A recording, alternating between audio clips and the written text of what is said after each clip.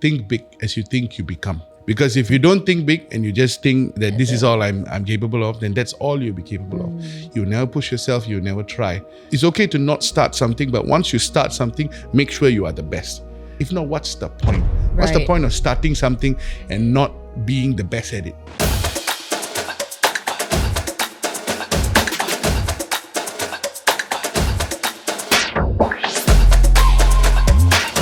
Hi, Ebi. Hello. Thank you so much for being here on OpenHaus. How have you been? I've been good. Thank you so much for inviting me on OpenHaus. Thank you. Now, okay, Ebi, before we actually, get into your journey, I wanted to ask you, right? In today's episode, this is like, as you can see, is a Deepavali special, all right? And obviously we are also dressed for the occasion. So I wanted to ask, we've all known you, we've seen you on TV for years and years now, right? Since I think 2007 when you first won Vasantham Star, right? So we know you, we know your bubbly personality on camera and all that. But for today's episode, what would you hope for maybe our audiences to learn about you? Yeah. I guess maybe to take away more the human side, because the gift of being on TV and the curse of being on TV is that people unintentionally invite you into their houses, right? Because you enter their TV screens, they build an affinity with you, but through that, they actually build the persona and the... Like a relationship. Like in Tamil, you want to say in Tamil, this is who the person is. Yes. They would have a perception of how the person is and everything. I think maybe with this interview today, maybe they get to learn a lot about me on a more human side, more personal side. Right. Now, we know you as a host, we know you as an actor, we know you as a theatre actor, so many different roles, right? But what would surprise people about Ebi? I'm quite introverted, and I think that can be seen a little in my social media presence. I'm not extremely active on social media, but I capture moments like with my family, with my friends, my close friends and everything. I capture a lot of moments, but I don't necessarily find an incessant need to share it on the public domain, because I believe like these are my moments that I want to keep. So I'm quite introverted that way. I don't know if anyone knew this, but when I first came to Vasantham Star and everything, right before Vasantham Star, maybe easily a year or two before that, I'm an athlete. I used to run track, and then I played football like in the youth level in the national system. That's something I really didn't know. Yeah, I played for my school. I've always been an athlete, and because of that, I've never picked up smoking.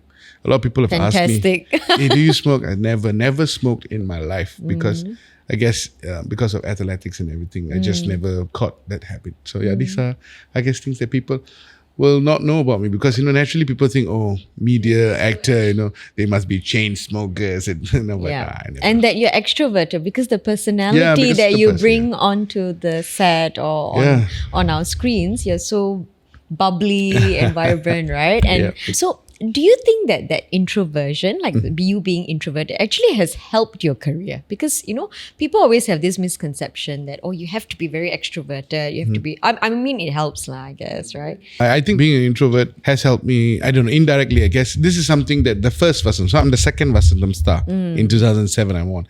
So the first Vasantham Star is Shabir. So when I first won Vasantham Star, Shabir and me had to do a lot of public appearances together. And this is another thing a lot of people don't know, because a lot of people always have this misconception that we don't get along, we are rivals. I was going to ask you that. And all this kind of thing. So no, but he took on the mantle of a mentor, and he gave me a lot of advice when I first won Vasantham Star. And one of his advice was, if you become too readily accessible, then you're no longer a star. A star is up in the sky, it's unattainable. We look at it from afar.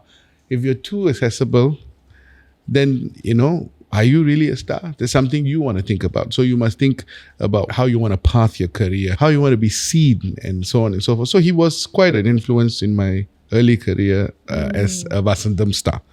Yeah, so I think this is another fact that a lot of people will not know. And me and Shabir also don't talk about it as much, but we've got a very good relationship. We've got a very good speaking relationship, working relationship. And it's just that we just don't show it to the public world. Right. Now, we go a little bit back to your growing up years, right? You come from a multicultural background. Yes, I do. Right? You are half Indian and half Nigerian. Yes, Nigerian. Yes. So how did that influence your upbringing? Or Okay, to be very honest, I think my mix it was very unheard of when I was born in the 80s. Yes. So this was like an African Asian kid, very rare you find that combination. So growing up, a lot of people were very skeptical. A lot of people were very cynical within the Indian community too.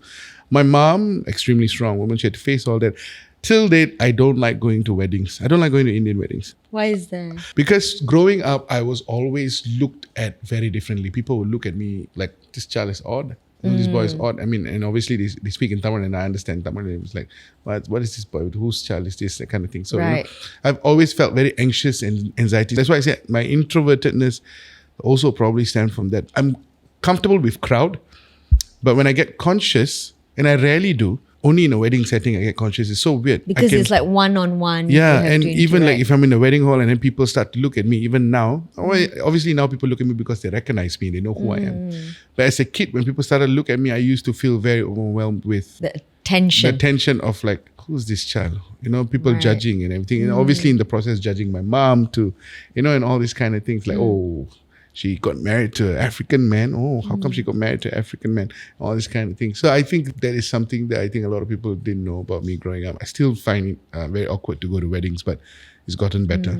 Right. Was there like ever moments in your life where you felt like your cultural mix, your heritage was a challenge for you? Definitely growing up. Because you see, I predominantly resonated with my Tamil culture, the Indian culture, because when I was born already, my father didn't come to Singapore. He didn't want to come to Singapore.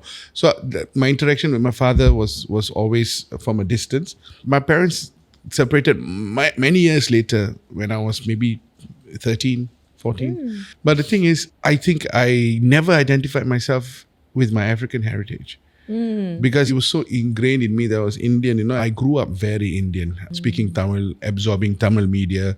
So that was my formative years. I only came into recognizing that I have to accept my African roots when I was primary 6 actually. That's when I started track and field. I guess puberty started to kick in also. Right. And I started to run naturally, right? And when you run, everybody naturally speaks about your African Heritage because it's like your Usain Bolt. Yeah, So I started running. Everybody was like, "Oh yeah, because they're the African boy, because he's African." So I never really took Put two and two together. together. Yeah, and even in primary school, I disassociated myself a lot with my African heritage. So everyone who knows me in primary school and my family, everybody calls me Shankara, because Shankara is my name. So Ebi is my African surname. Right. So whenever anybody called me Ebi in primary school, when I was probably primary 1, primary 2, I used to cry. Oh. Because I was like, no, I'm Indian. And then when I went into secondary school, Sec 1, it also helped that primary 6 to Sec 1 was when Singapore also started to get used to the MTV culture. Hip hop started becoming more popular. of a thing in Singapore. Yeah. And then people started recognizing and accepting black people. Yes. So naturally, suddenly out of the blue, everybody wants to be my friend. Yes. Because you're cool. Because I'm cool. Because I'm African and black. So, Yeah. But another misconception is I'm African. I'm not African American. Right. So a lot of people tend to always confuse me with like, American. he must be like Tupac. like, he must be a rapper and everything. But also because I started singing a lot of R&B songs. And I also kind of bought into the culture, the African American culture. But right now, I guess I accept that I'm African and I'm Indian. And by popular pop culture, I'm also African American by influence, also by association, I guess. Did you face, this is something that I think most of us would have gone through this. I mean, I have definitely. But when we were kids, did you ever face like racism? Of course. I mean, there's something I think we have to talk about. I think we all go through it. Kids go through that, obviously, with your skin color and so on. And I have like my curls, I have like the African texture, the nappy hair and so on. Yes, amma. So I faced the same criticism and the same racism that an Indian kid would face. So it never really mattered to me. So I was always very confident of myself. Like, no, nothing you say can break me. Whenever somebody said like anything, I was just like, okay. And I'll make a joke out of it, to just laugh the situation off. Or if I really was offended with the person, I'll tell the person off and I'll just walk off. So I never really let someone else's opinion affect me, and I'm still that person now. Right. For me, it's like you're gonna go home, you're gonna sleep. I'm gonna go home, I'm gonna sleep. So why am I going to let what you think say bother me and keep me up at night, right? And it's funny that I developed that at a young age. I was never affected by things that people said about me. People call me Apu Nene and everything. I always laugh and I say, what is that? I said, is that even a word? Can you give me a definition? Yeah, can you give me a definition? And people that it makes no sense. So I can't be bothered about what people... I love that because I was also never bothered. Like, you know, people used to make fun of my color and things like that. You know, but the reason I'm asking this question is because earlier you said, you talked about children, right? And I always find that children are nasty. They are very mean. Like, you know, in primary school and secondary and secondary school, they know better because they're teenagers. Primary school, they're very nasty. Yeah, very nasty. Which is why I was lucky because I had an entry point with the Indians accepted me, my Tamil class. Right. And we had a big cohort. And also in my school, my primary school, my family, everyone studied in the same school. So my mothers, my aunties, my cousins and me all studied in the same school. So our teachers knew the family. So we all were in the same school. So we had a support system within the school itself already because my entire family was in the school. So we never really... So there was like this ecosystem. There's this ecosystem. So nobody really bullied you because they're like, oh no, okay. Better don't mess with him. His brother is the one in primary 6. You don't mess with him. That kind of thing. So, but also like I said, I think if I didn't have the confidence in the language, then I think I would be very displaced because then I'll feel like, oh, I don't belong anywhere. But because I was confident in my Tamil language, I assimilated quite well. That helped. Right. And you know, speaking of the language, I'm sure your mom introduced you to it and all that. And she sounds like an amazing woman. No, she You is. did a narration, like a little documentary with National Arts Council, NAS, right? Yeah. You know, tell us about her and you know, what values and lessons have you learned from her that stay with you today? I mean, you're a appa today as well, Yes, right? I am. Well, my mom, Amma, is a very strong woman, very stubborn. My mother's very ambitious, and I think her ambitious nature kind of stuck with me. My mother used to be a national runner. I think my mother held the Singapore cross-country record for years. I think easily 15, 20 years. The national level cross-country record was not broken. Yeah, so my mom is very ambitious, competitive. And that's how she pushed me to, you know, grow up, the values that she inculcated in me and all. So all the stuff that my mom has taught me, I guess, has made me who I am today. She made sure she exposed me to the world. I traveled the world when I was very young. I traveled to Europe because my father stays in Italy. So I used to travel to Italy to see my father. I've gone to America. I've been to India at a very young age when even my cousins hadn't gone to India at that point of time. So I've traveled. She put me in speech and drama classes when I was a kid, and she brought me to the library every weekend. So I read a lot. I knew about the world a lot. And so the person I am today is definitely my mom and how she wanted to shape the world for me. So, yeah. Now, if there's one thing that you take away from what your amma taught you and that you're passing down to Sushan, right? Am I pronouncing Sushant. it? Yeah, Sushant, right? What would that be? My mom, she always says, think big as you think you become. Wow. That's what I would tell Sushant too. Because if you don't think big and you just think, you know, that this is all I'm capable of, then that's all you'll be capable of. You'll never push yourself, you'll never try. It's okay to not start something, but once you start something, make sure you are the best. That's what she told me when I took an alternative career choice also. After my O-levels, I decided to go into theatre school. She said, it's okay. If this is what you want to do and makes you happy, then okay. Then make sure you're the best actor. You make sure that people recognize you to be one of the best. If not, what's the point? What's the point of starting something and then, not being the best at it? So when you do something, make sure you're the best. It's okay if you're not the best, but you must know in your heart, in yourself, you've done your best. That you've done your best and you've strived to be the best. Right. So it's so interesting that your mom was supportive of it, right? But what would you say to kids today who want to, because it's a very different scenario today, It's a very different scenario today. Now it's like they probably welcome you with open arms, or Yeah. parents may be more liberal because they are younger as well. Yeah. But what would you say to them that they need, like one quality they need to survive in this industry here in Singapore? Actually, to be very honest with you, a lot of kids come up to me and ask me that today. I will ask them if they see their future in Singapore or if they want to go abroad. Because arts will thrive around the world. Unfortunately, we don't have that luxury in Singapore. And that's the honest truth. And we have to understand that it's not that we cannot pursue the arts. You have to know two things. How are you going to make a living out of the arts? That's the Right, first things whether first. it You pays you. Whether it pays you, because you have to survive. And if you want to really pursue the arts, then maybe you should think of alternative ways to support yourself also, so that you can still very much be part of the arts sphere. That's what I think. Don't leave your full-time job. And do it, So that's what I always tell kids nowadays. And the very important thing is, I will never discourage anybody from doing the arts, but my only thing is always set your yardstick right. Because success is a byproduct of being good at what you do. So you don't come in thinking, I want to be a star. I think naturally everybody comes in thinking that. Even I, when I was a kid, I want to be a star. But you don't focus on being a star. You focus on the process of being good, that you will become a star. The journey, basically. Yeah. So success and becoming a star is a byproduct, is the end goal. It's not the beginning, it's not the start. You cannot start becoming a star. You will eventually become a star. But you must be good at what you do. So I think a lot of people forget that. And then, then they lose themselves in the process, and then they give up the journey. You must understand why you started the journey. And it's two very different things. Do you want to be an artist, or do you want to be a star? What's because the difference? A star is very different. Like, like the byproduct, the thing, and how you want to commercialize yourself is very different.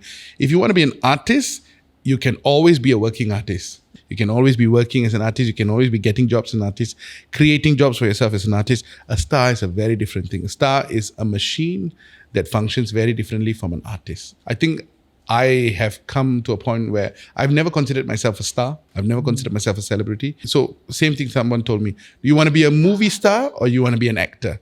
I've always wanted to be an actor.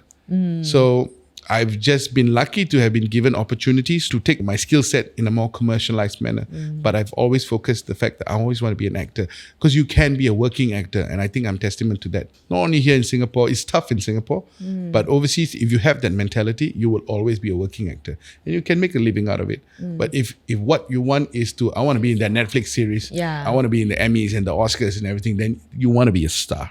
You want to be a movie star. It's very different. They're two very different things. So you got to ask yourself the conversation. So if you want to go overseas, then go. Leave and go. Because there's avenues for that. And again, the same thing, it's time. Time is always your greatest friend and also your enemy. If you stay consistent, your byproduct is success. Yeah. If you be good at what you do, whether it's now or later, you will get the recognition. But you must be good at what you do. So focus on being good at what you do. I think that's what people don't do. Now, we talk a little bit about your journey in this industry, like more of the entertainment industry. Like, I don't know if this is correct, but we got it off the internet. Yeah, you played the title role in Hamlet. Yes. Is that right? Yes, I did. For SYF. Yes. And then you also won a singing competition as a teenager. I didn't win. I went to the finals. Right. Yeah. Okay. Now, how did this, sort of influence your journey into what you're doing now? I mean, a lot of things that we love and that we do, when we reflect back, we don't think that, hey, actually, I had this interest somewhere in me, So how did that work for you? To be very honest, I think it's because my mom put me in speech and drama when I was a kid, right? And then a couple of years in, I kind of discontinued the course also, because I'm like, okay, I finished kind of thing. Speech and drama is only for a certain period, then you stop it kind of thing. So my literature teacher, Miss Susanna, amazing lady. Actually, I have to give her, she was the reason why I stepped into drama and theatre. So I think in the first few weeks of school already, she kind of like, this boy speaks very well. He's quite eloquent. Like, she was talking about personification and everything, and I knew what it was. And she was like, wow, okay, secondary, sec one. And she asked me, do you want to join Drama Society? I was like, Drama Society? I never really considered it. Yeah, you didn't think about it at all. So then I went, and I saw the drama booth and everything, and I was like, you know what, maybe I want to give this a shot. And I joined the Drama Society. So first year we did SYF. When I was sec one, I was just part of the ensemble. And then the next time SYF came 2 years later when I was in Sec 3, and we did Hamlet in 15 minutes. So like a condensed version of Hamlet, and I played Hamlet. And we won gold with honors. Wow, fantastic. With that, I then auditioned for Wild Rises. Wild Rises was a very young company at that point in time. And I was 15, this was in 2003. So my Perima has this habit of reading newspaper every day. So she came across this ad that said that auditioning for you get a chance to work with Kumar and all your Kumar, another person who has a massive impact on my career. So my parents said, go and why don't you go and audition? So I was like, the cutoff point was 15 and I was 15. And I said, okay, I'll go audition. So I went on an audition. Selena Tan and Ivan Heng were auditioning me. Wow, no pressure there for you. No Oh my pressure God. So I did my Hamlet, like a monologue, like a short monologue of Hamlet, and I sang a song. And Selena Tan, I will never forget her face. She just looked at me, she was just smiling. And so was Ivan Heng. They looked at each other. And she looked at me and she said, "You're 15. I said, "Yes, I'm 15.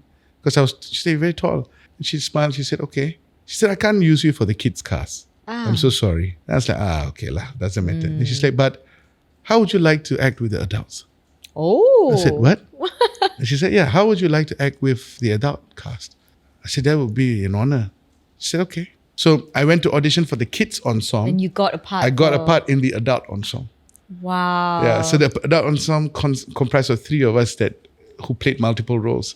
So yeah, and I got to sit alongside like Chua Eun-lai, Kumar, and Sheikh Haikal and Hossein Leong. So I was very lucky that at 15 I got that opportunity because so many people who shaped my career came from that experience. Right. And yeah, so that was it, I guess. So it's so incredible, right? Because imagine if you hadn't taken that Audition. you may not be what you're doing so my today. Perima has a knack of it because it was also my Perima who told me to go and join Vasantham Star. Right. I'm just coming to Vasantham Star. So, but before we go into Vasantham Star, right, speaking of that, you mentioned that you were such a confident kid and you basically wanted to try everything and do everything. So what would you share? Like, how do you think people can learn to step out of their comfort zone? I think one thing for most people is that I'm scared to do this.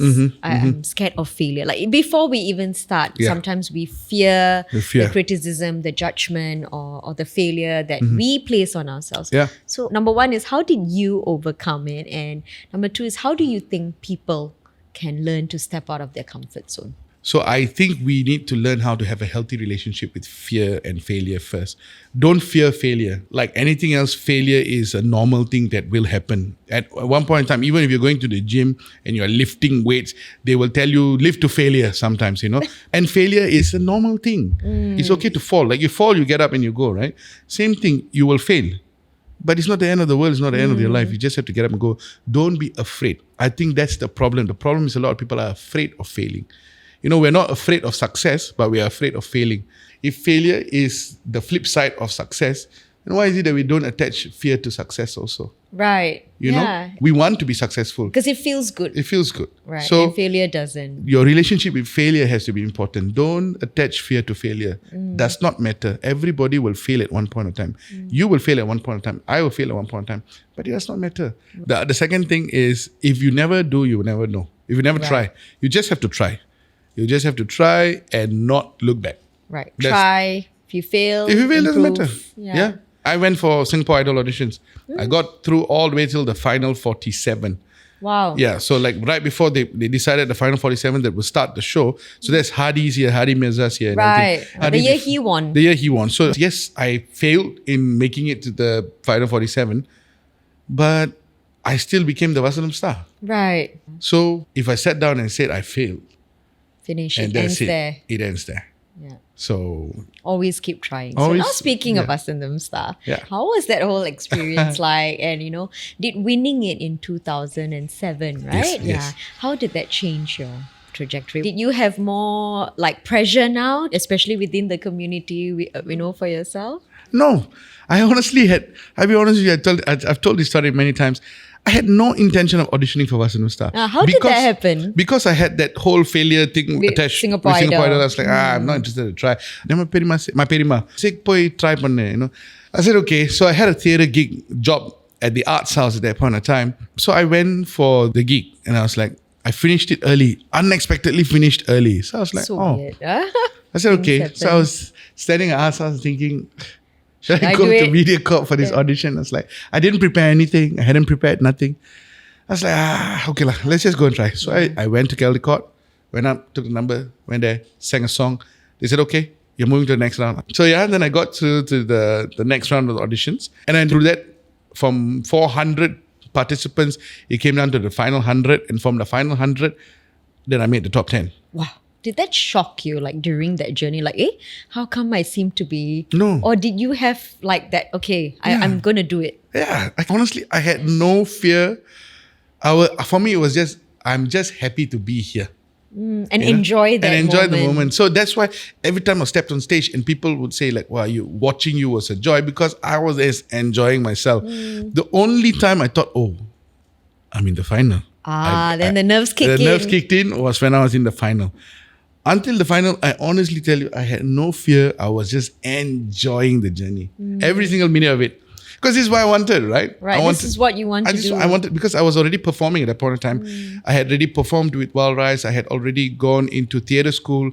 I had, I wanted to be on stage. So I was like, this is your domain. This is my world. This is my world. And why do I need to be afraid of? Right. And so I just enjoyed myself. Every single time I enjoyed myself. Now, you have hosted Yes, I have. the National Day Parade. Yes, I have. Okay, and I feel like as a Singaporean, that's such an honor. Yes, it is. Right? I mean, seriously, to stand in front of everybody, and that's like really a check off your, your bucket list, Yeah, right? yeah. How did that feel? Like when you first realized, okay, I'm going to do this again. I mean, you've had so many like milestones, right? But this is like, I would say, like a big milestone for you as well. The first time I did it, I was really nervous. I think, if I'm not wrong, I am the youngest host to ever host NDP. I was 20. I won Vasantham Star when I was 19. I'm the youngest Vasantham Star winner, if I'm not wrong. 2007, yeah. Yeah. And I'm also the youngest NDP host ever at 20. I don't know. I think I hold the record. And I think I've just been blessed to have been given the opportunities. I did SG50 and SG60. It is such a great honor, one, to represent your Indian community and be the person representing your community at large at such a grand national event. And two, on a personal level, just standing there, and I've had the pleasure of hosting it at the floating platform, at the Padang, and the current National Stadium. All three venues. I've done it at all three venues. So that experience, right? I mean, yes, you burn all your Saturdays for about from 6 the third months. week. Yeah, no, from the third week of June. So all June, the way July. till August. Ah, okay. Yeah, but the feeling is unparalleled. And I'm a very patriotic person. Just being there and doing this and singing the national anthem. Did you tear? I always tear. It's a surreal experience. Yeah, and I've just been blessed. I have been blessed, and sometimes it's also luck. Opportunities don't always come up. When they do come, you must always make the best of it. Right. Now, what's the harshest feedback or criticism that you've ever received? I think the harshest criticisms have always come from, unfortunately, the Indian society also. There are some people who will be there to take you down when they say things like, but is he really Indian? And, is he Indian enough to represent us? It's hurt me. It's never affected me because I don't let things affect me. But of course, it's hurt me because that's who I identify as, right? Right. So when you have people of your own community who you are striving to push forward and represent, say things like that, it does hurt sometimes. Right. Now, coming to your role as Appa. Yes. With, Sushant, right? Yes, Sushant. Yeah, Sushant. And maybe if you talk a little bit about Nithiya as well. Okay, A little yeah. bit, yeah. So how did that come about? She's also from the industry, right? Yes, Yeah. but the interesting thing is that me and Nithiya were schoolmates in NAFA. So way before the industry took us in, we knew each other. So we knew each other and we've been friends for 12 years. So she's always known me as Shankara, first and foremost, opposed to Ebi Shankara, the celebrity or anything or whatever not, So we were friends for 12 years, very close. Only when I went into NS, that we lost a little bit of touch. And then after that, picked up back again. So she came for every single Vasantham Star episode that I did. Wow. And she cheered me on. So when you see the reruns, you see this thin girl holding up a banner, screaming. I never thought I would marry her. At that time? She was just my friend. So in 2011, when she joined Miss Vasantham, I went for every show and supported because, I paid for it. Only say 2013, 14 did I lose touch with her, and it was more of like a happy birthday, happy new year, the kind Like of thing, your happy casual Deepavali, the greeting. casual greeting, because I got caught up with my own life also. Yeah, we were very close to the point like we would go out clubbing kind, and she's seen me with other girls kind. And many people have asked me, my sisters, my cousins have asked me, she's so beautiful, why you never date her? She is I said, beautiful, yeah. Yeah, she's a beautiful girl, but she's a good friend. I was like, no, I don't want to rock the boat. We are very good friends. wanna Let's keep it just that keep way. it that way. So it was only in 2016 that we reconnected proper on a set because we were doing a drama called 𝙦𝙚 𝙦𝙚. Right. It's a doctor drama on Vasantham. And then we're like, hey, like old time schoolmates catching up and everything. So a lot of memories that we shared and everything. We caught up. We went for dinner more because we were working together. So after shoot, we'll go eat and everything. And slowly, You reconnected. we reconnected. And I think that was the point where she considered, hey, why I never considered this guy who's been in front of me all my life as a partner. And then she kind of opened and asked me, did you ever consider me? I said, Never hit you. Never hit me. And then I was like, yeah, why I never considered this? Why not? Why didn't I give it proper thought? And that's how it developed. And after 12 years of friendship, 2 years of courtship, and 7 years of being married, here we are. Yeah, right. Now, what were the big adjustments you had to make once you became an appa? Oh, A lot. a lot. I mean, big adjustments, I think also in mentality in the sense that I cannot think about myself anymore. I cannot, my identity has always been attached to my work as an actor. So I always identified myself as an actor. And I think after 2 years of being a father was when I realized that I had a shift in me. Like it was no longer about me being an actor. It was me being a father. So if I have to give up acting to be a father, I will give up acting to be a father. Wow. Yeah. So I'm a father first. I'm a father, a husband, and then an actor. Wow, that's insane to think about, right? Yeah. Something you've worked so hard to hone and craft, Yeah. but now with this little boy in the picture. So I cannot think beyond my son and my wife. Right. If not for them, what am I working for? Last time I wanted to always be the first Singaporean to win an Oscar. I still do. I still want to do that. yeah. I'll work towards that. But Your priorities my have priorities have changed. Like winning an Oscar is important to me as a person, but having a good family, having my child achieve all the dreams that he wants to achieve, my wife and me being happy as a family is more important than winning an Oscar. Yeah. Because that has longevity for you as well. Because when doors shut and the lights go off, I go back to these people. So yeah. Now, being biracial yourself, right? Do you have that motivation or the urge to get Sushant to also connect with it? How do you bring both your cultures? I actively talk to him about it. Obviously both his parents are Indian. So he definitely has more of an Indian influence in that aspect. But I actively tell him, I show him stuff. He sees stuff. He saw every black man he sees, he calls appa. Oh my God. On TV. on so TV. cute. So I think we were watching a movie the other day and Idris Elba came on TV. He said, appa. I said, that's not appa, baby. He's so cute. But he can make distinction because he doesn't do that with Indian actors. But when he sees a black man, he's like, appa. I said, no, that's not appa. Not every black man is appa. We all don't look the same. Oh my God, yes.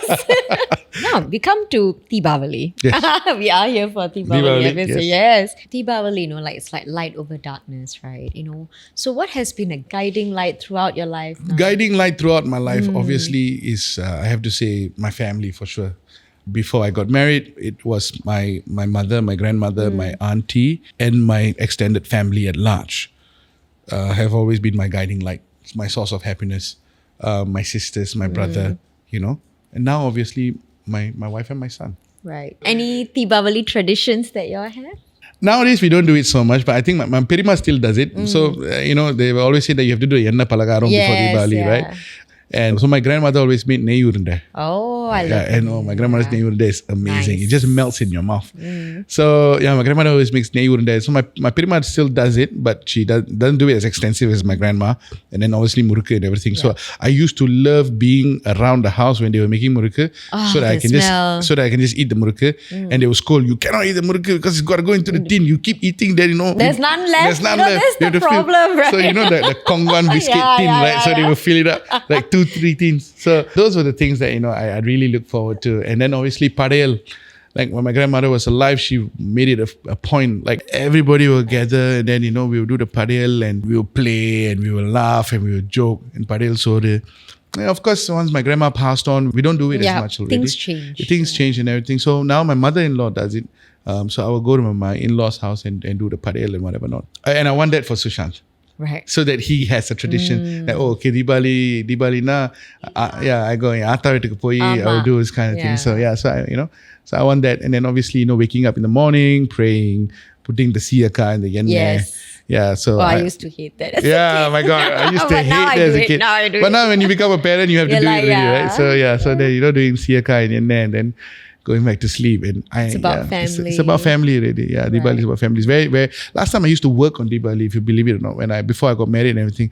So I was like, Deepavali and everything. I work on Deepavali. But nowadays I'm like, no, I don't want to work on Deepavali. You want to create memories. Yeah, I want to create memories for my family. And 2 days before Deepavali, I don't want to work. A day after Deepavali, I don't want to work. I want to take leave for that few days because I want to be with my family. I'm sure you were doing shoots and all that, right? Shoots and shows. There'll be times where I rehearse. And that's also been my gripe always. Because people will put theatre plays and they will have shoots on Deepavali.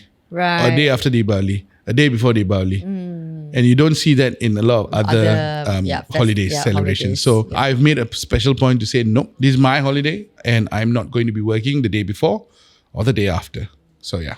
All right. Okay. Thank you so much, Ebi. But I know before we end this, what's one message, of course, if you could wish everyone a happy Deepavali. But before that, what's one message you want everyone to carry with them this Deepavali? This Deepavali, I would love for everyone to always be optimistic about the future. Despite wherever you are at in your life, things will get well, things will be well. If you hit rock bottom, the only way is up. Believe in yourself, believe in your ability, trust in the people around you, the good people, and don't listen to the haters, naysayers, because there'll be many. Believe in yourself and all will be well. எல்லோருக்கும் இனிய தீபாவளி வாழ்த்துக்கள். Happy Deepavali to everybody. Thank you so much. Thank you, Ebi. And to our audience, thank you for tuning into this episode. And, remember, for every question that you have, there's always a guest out there with the answers. Now, don't forget to subscribe to our YouTube channel so that you can see more of our episodes with our different guests. And of course, leave reviews and suggestions in our YouTube comments so that we know what to bring to you the next time. And follow us on our socials for more updates on our episodes. Until next time, here's wishing everyone a happy Deepavali. Deepavali Nalvalthikal.